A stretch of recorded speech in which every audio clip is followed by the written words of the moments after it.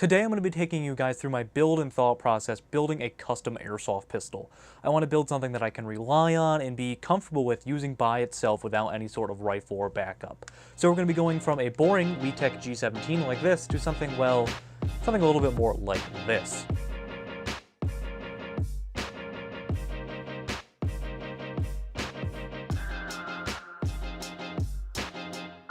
What's up, Airsofters? My name is Lane, and welcome back to the BB Warrior.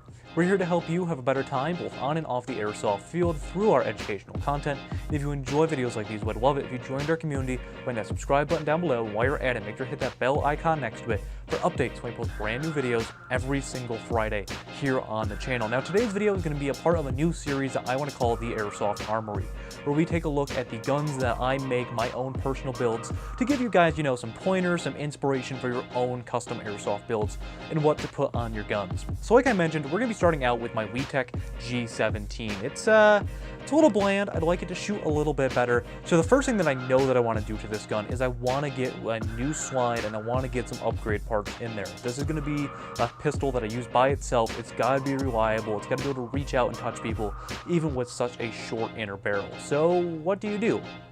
Well, I personally went with the PTS ATOM Side for a few very specific reasons.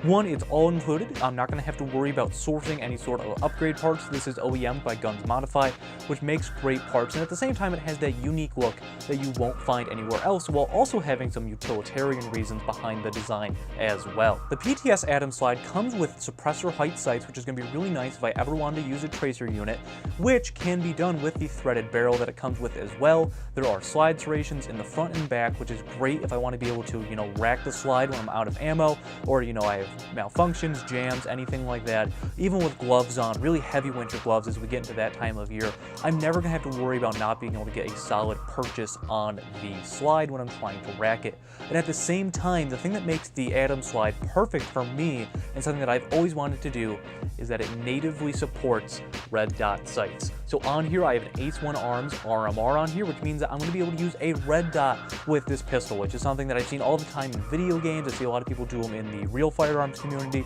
with roll and special type builds, and I'm really excited to try it in airsoft. With other methods I've seen out there, you got to go with external mounts, or you have to get an adapter that replaces your rear sight with the design that Unity Tactical chose. Again, this is licensed by PTS for airsoft use. These sights still line up with the optic, so I can use those as an assistant, or if the optic, if the battery dies, if it gets shot out, I'm still going to have sights and I'm not going to be blindly firing at my opponent. So that is why I went with the PTS ATOM Slide. So now that we have that all figured out, I've got a bunch of upgrade parts in the slide. The frame's looking a little lackluster to me. I'm going to be completely honest with you guys. And, if I'm going to be doing this, I'm going to be spending the money to really kit this gun out. Might as well go all the way, right? Well, why don't we do some work to the frame, the magazines, and add on some more utilitarian features, give me a little bit more flexibility when I'm using this handgun. Now, for the frame, I decided that I wanted to go ahead and do some stippling.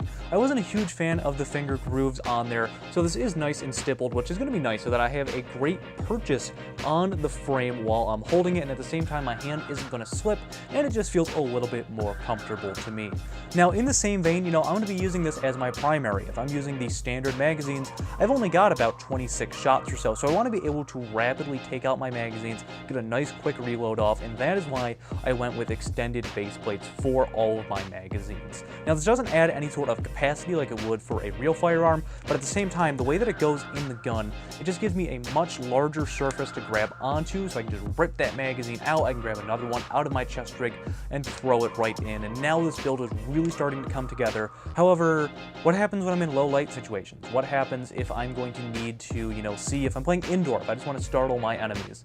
Well, that is why I went with an Element X300 Ultra Surefire knockoff. This gives me some extra, some lumens that I can use to really blind my enemies, give me an advantage. Being able to see what I'm shooting at is going to be monumental, because a lot of indoor fields around me have, pitch black areas, or just night games in general. I want to be able to see what I'm doing, and I think that really brings the entire build together.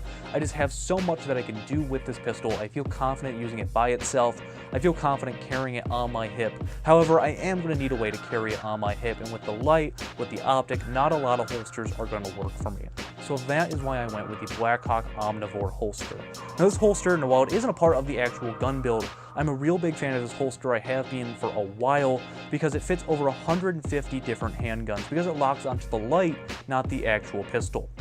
So if you're someone that wants to do a really custom pistol, if you want to throw on, you know, the suppressor sights, if you want to throw on an RMR or any sort of optic onto your gun, or if you're running a gun that isn't, you know, like a standard 1911 or Glock, go with a Blackhawk Omnivore because it's going to fit them. If you're a high cap builder or a high Kappa builder, this is going to be great for you because you're going to be able to find a way to hold your pistol, have a nice way that you can draw it. It has really good retention on it, and I'm a huge fan of this holster.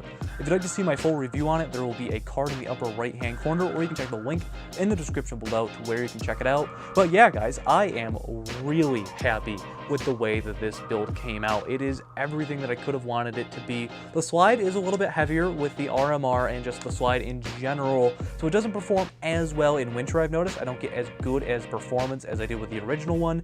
However, that's totally okay. Now that I have these upgrade parts, I feel comfortable using something with a little bit more pressure than green gas, or if I really wanted to, you know, I could throw some extended mags in here, HBA tap them, and be good to go and not have to worry about the air source at all. So yeah, guys, this has been the Airsoft Armory. On our first episode, we took a look at how I would customize an airsoft pistol to really be a good primary, or if I just want something that I can rely on my hip, this is how I would personally do it. I hope that this would, you know, inspire you guys for your own personal builds. And I really do like this. I am going to have a build list down in the description below if you want a little bit more detail. These ATOM slides are getting a little bit harder to come by. This one was actually used when I purchased this whole setup, but I am a real big fan of it. But that's going to do it for today's video. If you'd like to see more videos like these, because this is a brand new series, let me know down in the comments below as well. Make sure to let me know what type of upgrades and customization have you done to your own airsoft pistols. But if you enjoyed today's video and this was your first time here, I'd love it if you joined our community by hitting that subscribe button down below. And while you're at it, make sure to hit that bell icon next to it for updates when we post brand new videos every single Friday here on the channel. Make sure to follow us on social media. Links are down in the description below. But this has been Lane from the BB Warrior, showing you guys how I would customize my personal G17 in the Airsoft Armory, and I will see you all next time.